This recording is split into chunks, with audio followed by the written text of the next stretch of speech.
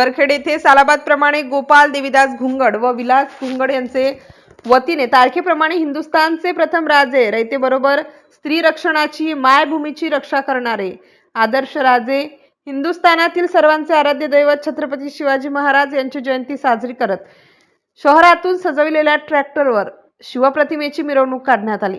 यावेळी सुरुवातीला श्री शंकर संस्थान देवळी वेस्टच्या प्रांगणात हिवरखेडचे ठाणेदार गजानन राठोड, रमेश दुतोंडे, पोलीस पाटील प्रकाश गावंडे, अनिल कराडे, रवी मानकर, दुय्यम ठाणेदार श्रीराम जाधव यांनी छत्रपती शिवाजी महाराज यांच्या प्रतिमेचे पूजन करून अभिवादन केले।